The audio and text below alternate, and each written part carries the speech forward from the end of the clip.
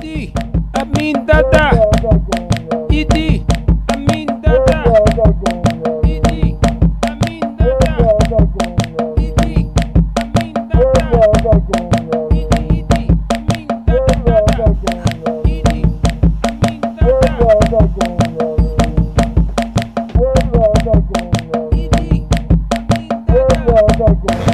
Once you stop producing art that runs down the vein of tradition, you begin to mimic, to assimilate someone else's culture.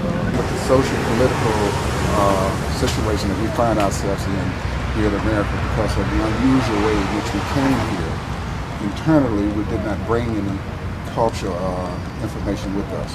So coming out of slavery, or being enslaved rather, we mimic the European culture. We, in fact, our goal was to be included. We did not strive for any kind of independence because there was nothing there.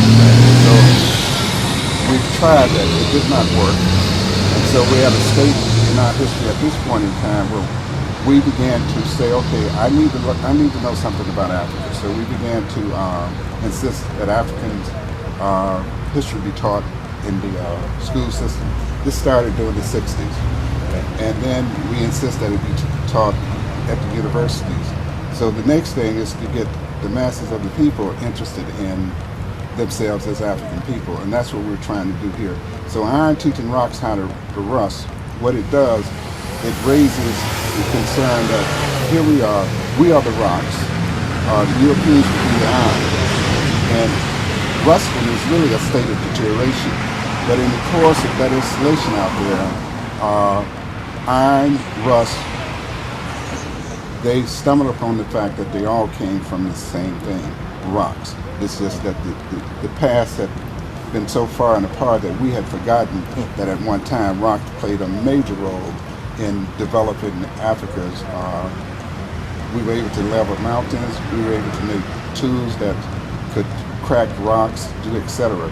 And so iron became a very special material in the African community. In fact, it's a transformation metal, and only a few people actually knew how it came to be, because the blacksmith, he worked in secret. Only his helpers or the chief or the medicine man had access to the area where they made iron. And once they made the iron, the people saw it as something that had magical properties. So anything related to iron was used in some form or fashion. It had magical properties.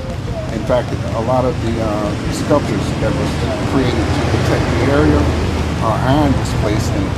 You could nail an iron in it and remove whatever troubles you had. It was like, it was a placebo. You came to the sculpture, you talked about what your problems were, you put a nail in it and you left it.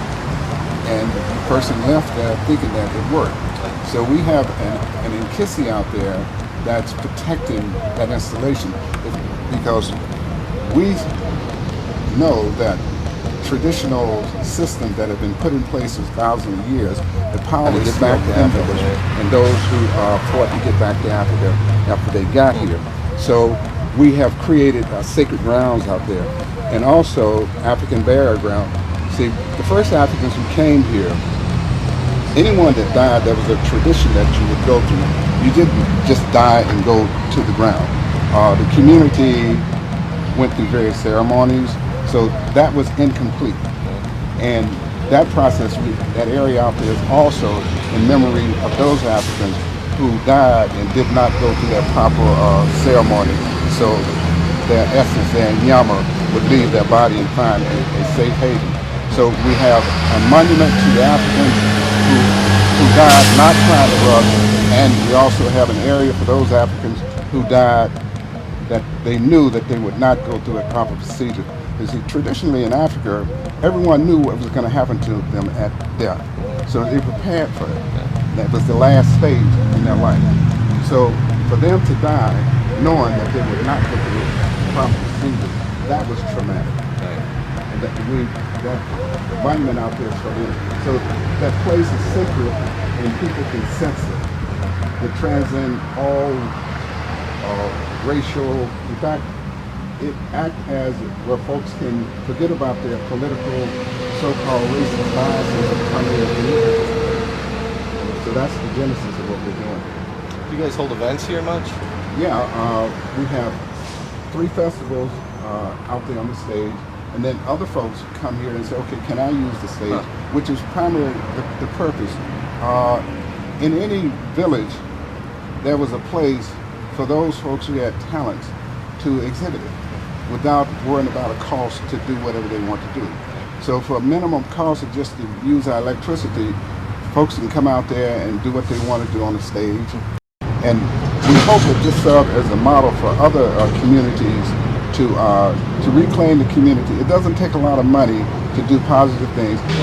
Young children pick up all the ways, good or bad, from the adults. They're not born there. It's something that they're picking up from us.